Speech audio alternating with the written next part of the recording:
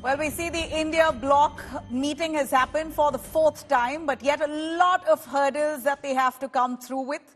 In fact, the meeting that happened in the national capital soon after, Kharge was named as the opposition's prime ministerial face. And that's now become a flashpoint. As we hear, Nitish Kumar is quite unhappy with the fact that he wasn't taken into confidence. He too was a hopeful of being the face of the India Bloc.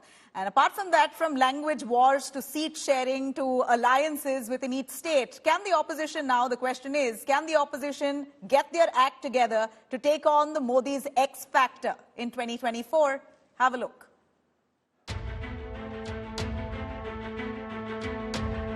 Over 24 opposition parties with the shared goal of removing Narendra Modi, but the India Bloc is witnessing massive rumbling with just months to go before the general polls.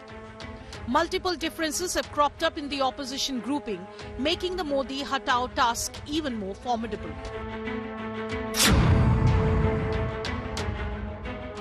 While West Bengal Chief Minister Mamata Banerjee confirmed India Today's newsbreak that she has endorsed Congress Chief Kharge as the face of the India alliance, her move made Nitish Kumar and Lalu Prasad immediately see red. Both Bihar satraps left in a huff. Even Kharge himself was stunned.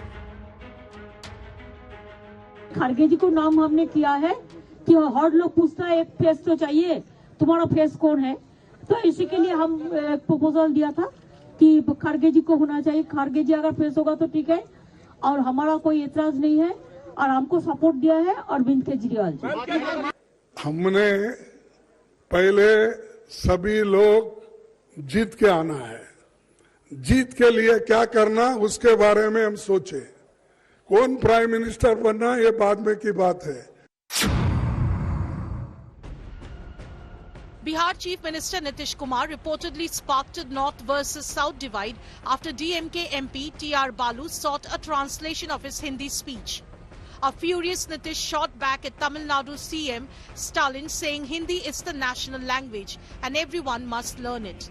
Nitish sternly told his party not to translate his Hindi speech. Just to clarify, on the record, we don't have a national language in that sense that some people have misunderstood it. We have an official language which is both Hindi and English, and the work of the union is conducted in the language of each state. Malayalam in Kerala, Tamil in Tamil Nadu, Hindi in Bihar, and either English or Hindi can be used as a linked language for communication. That's the way this country has been functioning. So it is not a Rashtra Bhasha, it is a Raj Bhasha. There is a big difference. SP Chief Akhilesh Yadav was upset after reports of Mayawati being invited to the India Bloc.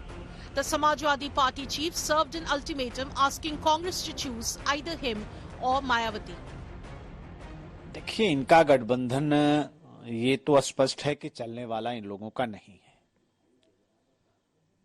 ये आपस में लाठी चलाएंगे और आप देखते रहिएगा. जस जस चुनाव नजदीक आता जाएगा वैसे इनकी दूरियां भी बढ़ती जाएंगी. Mamata sparked a face-off with Samajwadi Party after reportedly suggesting a Priyanka versus Modi fight in Varanasi. SP hit back, saying it has a sole right to decide UP candidates. Congress को भी अगर बड़े वो राष्ट्रीय रोल में सामने हैं तो उन्हें अपनी लाइन क्लियर करनी पड़ेगी कि वो क्षेत्रीय दलों के बारे में क्या सोचते हैं. और जब जिम्मेदारी एक बार माननीय अखिलेश जी को दे दी गई कि वो उत्तर प्रदेश में तय करेंगे कि कौन कहां पे कैसे होगा, क्षेत्रीय दलों का कैसे सामंजस्य बनेगा, तो उनके ऊपर भरोसा किया जाना चाहिए.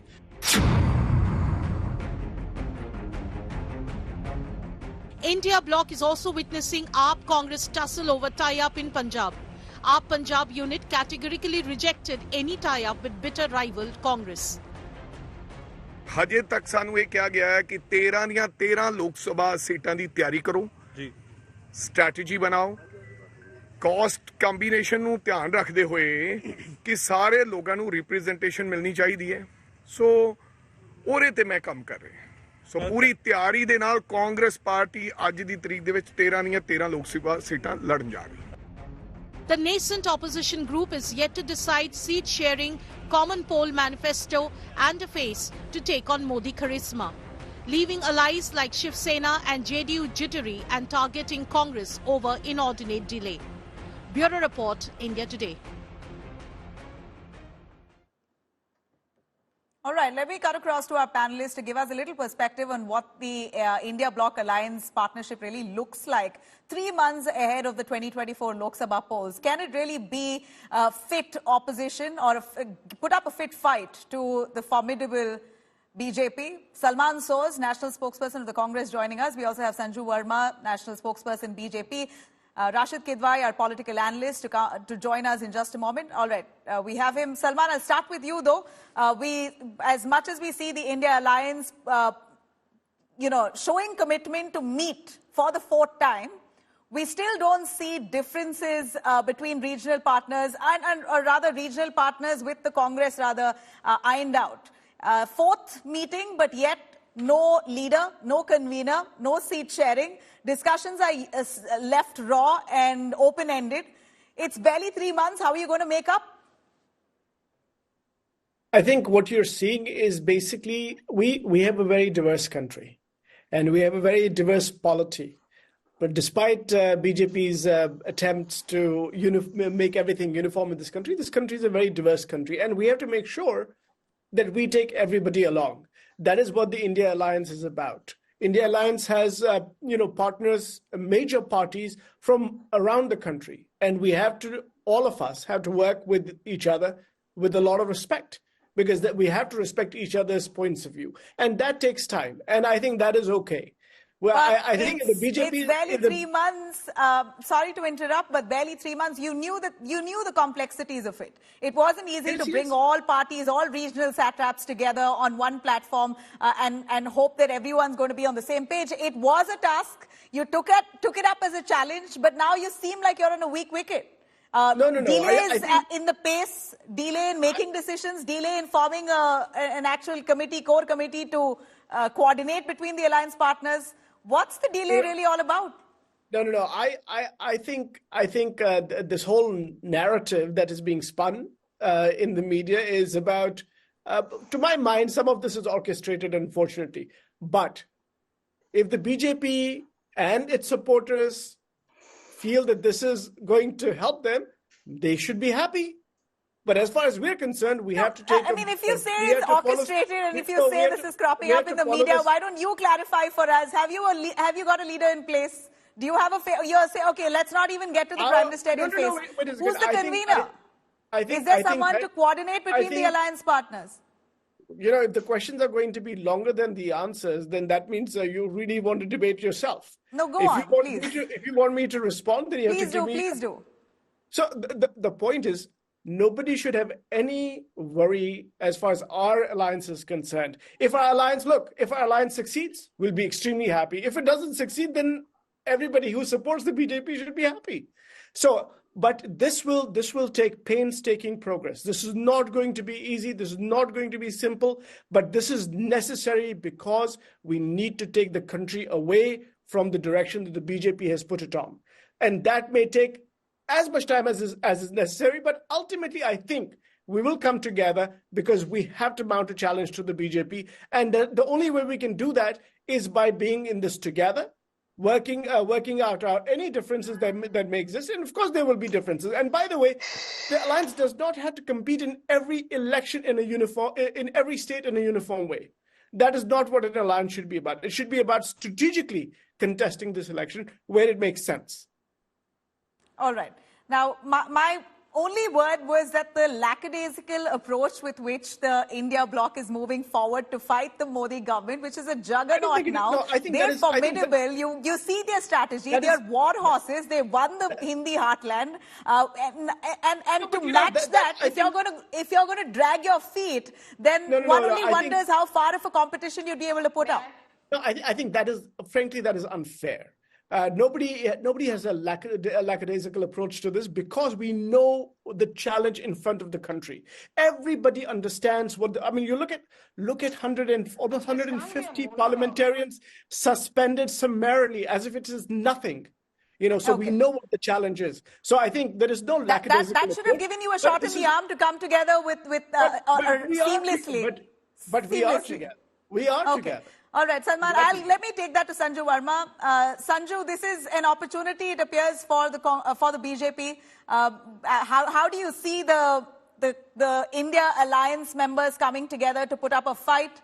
How would you, what is your perspective on Mallikarjun Kharge being presented as a prime ministerial face for the India Bloc to match Modi in 24? Please go on.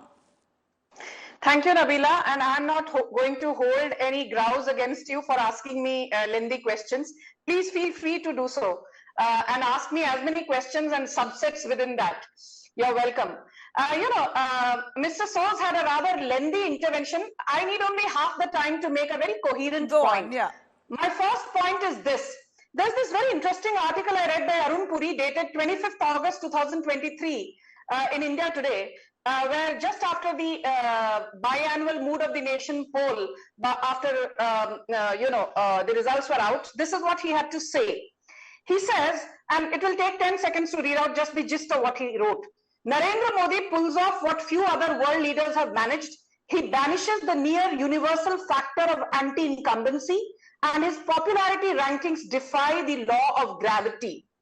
The MOTN survey for August 2023 says 52% feel Narendra Modi is still best suited to be the Prime Minister, and an overwhelming 62.7% rate his performance as good or outstanding.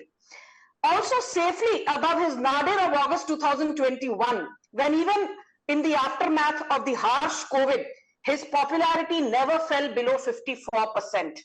That is Arun Puri saying that even at his worst, Narendra Modi's popularity was 54%, and at his peak, it is now currently anywhere between 76 to 78%. In August 2023, it was 62.7, 63%. But moving beyond the numbers, I always say politics is not just about arithmetic, politics is about chemistry as well. And I've often heard Rashid Kidwai say this too, despite us not agreeing on a whole host of issues when we've been on a debate together. My limited point is this. On the one hand, you have the Modi juggernaut. The chemistry is there, the leadership is there, the organizational structure is a behemoth. It is present, the Panna Pramukhs are there, the Booth Pramukhs are there. But in the case, on the contrast, in the case of the Congress-led ... alliance, let's be very honest. I would like to repeat what JP Nadda said. Kahin ki eat, kahin ka roda, Bhanumati ne kunba joda. Na aapke paas neeti hai, na aapke paas niyat hai, na aapke paas neta hai. You don't have a bona fide intent. You don't have a committed leadership. You don't have a national convener at this stage. You don't have a common minimum program. You do have one thing. That is, you're bound together, all of you, the 25, 26, 27 or 28 odd parties. This fractious alliance has come together driven by only one factor. The binding glue is the visceral hatred for Prime Minister Narendra Modi, and nothing more, nothing less. But is that going to work at the hustings? Because even as per the Mood of the Nation poll, while Rahul Gandhi's acceptance rate post the Bharat Jodo Yatra rose from 14% to 16%, a mere 2 percentage point rise. And the MOTN poll said the BJP will win 287 on a standalone basis and combined 306. Don't forget, this was before the BJP sweeping victory in the Hindi heartland. Just give me 10 seconds more. And I'll tell you why the Hindi heartland is important. The Congress can crow about the fact that, our vote share is intact. Finally, elections are won on the basis of winnable seats and not just on vote share. Because by that logic, even we could have patted ourselves on the backside and said, but in Himachal, our vote share actually rose marginally. Our vote share was intact at about 36%, so in Karnataka. Well, but we refused to do so. There's got to be some positioning. You got to spare them on that. You got to spare them on that front. You won the Hindi heartland. So you won the Hindi heartland. Let me take that to Rashid Kidwai as well. Sanju, I'm going to get in Rashid Kidwai, our political analyst. Mr. Kidwai, here, as we see across the nation, and like Sanju Verma pointed out, Narendra Modi and the BJP seems to be he is the popular prime ministerial face in India, globally. And so to really topple the Modi government at this point in 24, you've got to really need a miracle. if I may say, and I may call that a miracle. But the way we see the India Bloc alliance partners dragging their feet and making key decisions, including seat sharing, which is one of the most crucial. And let me be clear, and we all know that this is going to be a tough task. Seat sharing isn't easy. Many of the regional parties are dominant in their respective states. The Congress is still looking to, they've got to agree to cede ground. So ego clashes, all of that was expected and known. Nitish Kumar started off the first meeting back in June. It's been 6 months and no consensus on any front.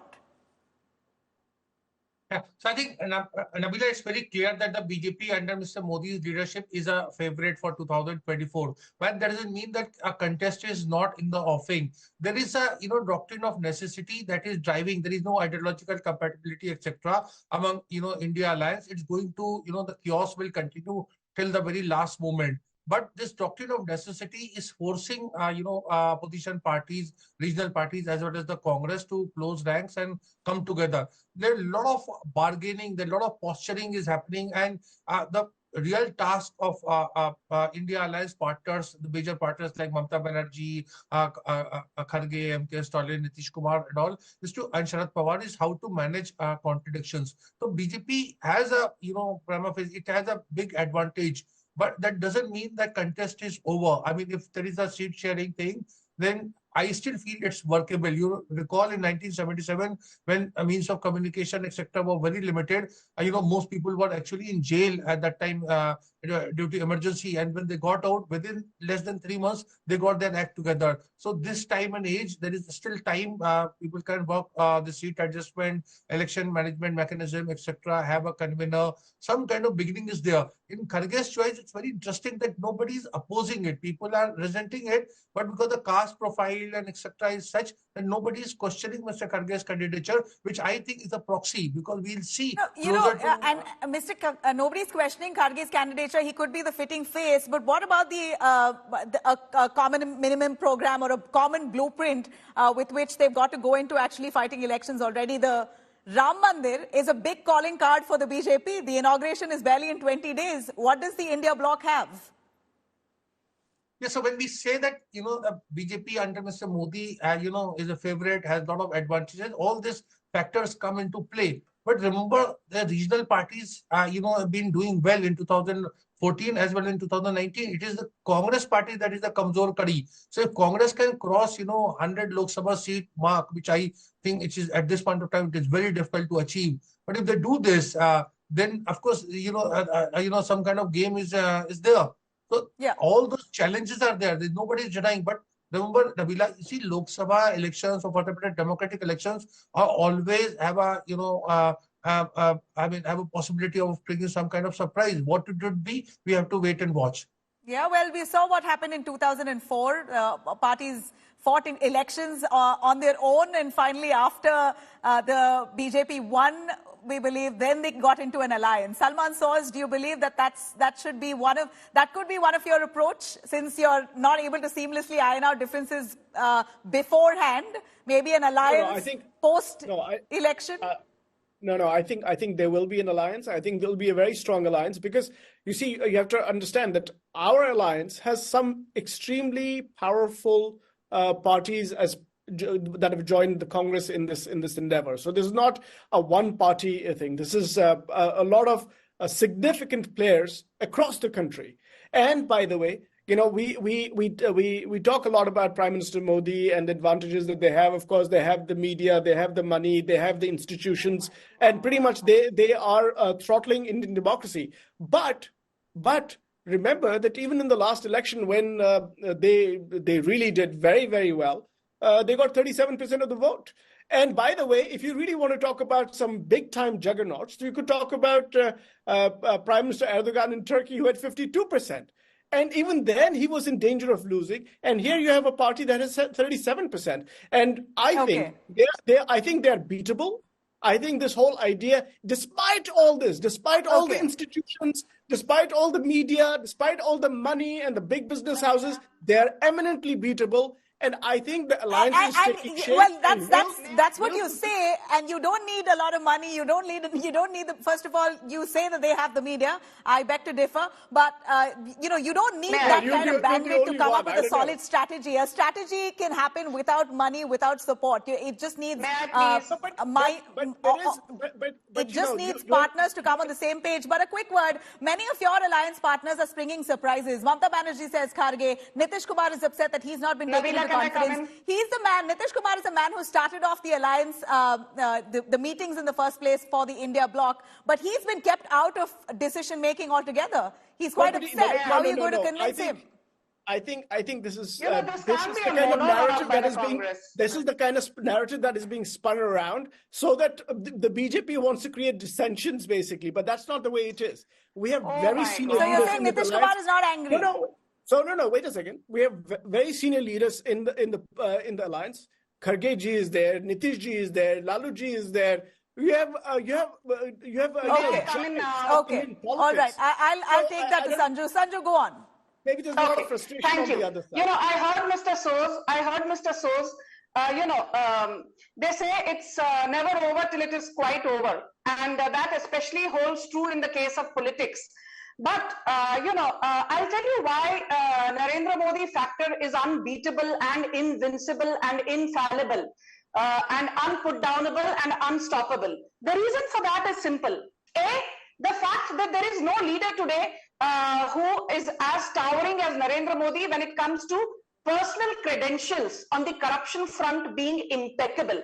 I remember I was on your show with your other colleagues prior to the Chhattisgarh results being declared. And I remember on the exit poll day, everybody said it's going to be a close fight in Madhya Pradesh between BJP and Congress. It's going to be a close fight in Rajasthan. But in Chhattisgarh, the Mahadev Act case is not even a pertinent issue. And the Congress will sweep under Baghel for the second time in a row. But the limited point I'm making is corruption is always a big issue. Lawlessness is always a big issue. But I will just end by saying this. You gave a rather lengthy intervention to him.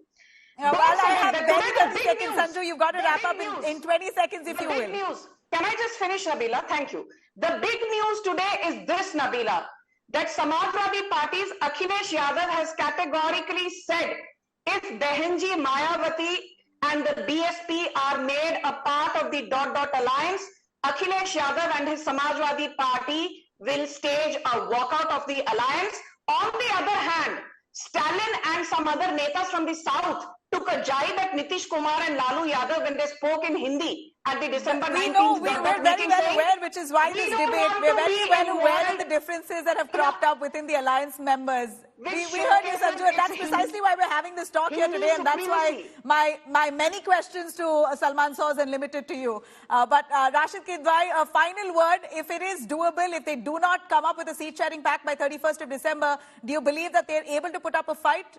In 10 seconds, if you may. No, I think seat-sharing formula is the only solution for them. Otherwise, they're going to be utter chaos. There are professional agencies and individuals like Sunil Kanugolu who have done this kind of exercise. It is for the alliance partners to come together and give their thumbs up and go ahead. This alliance is over even Thank you before very much. started. Sanju Verma, Salman Soz and Rashid Kidwai, really appreciate your time for joining us. Well, you have 2024 elections barely 3 months away, while the BJP has multiple things to boast of in their 10-year stint. Will the Congress and the alliance partners of the India Bloc manage to put up an alternative narrative to topple the BJP? We're going to watch very closely. Thanks for watching.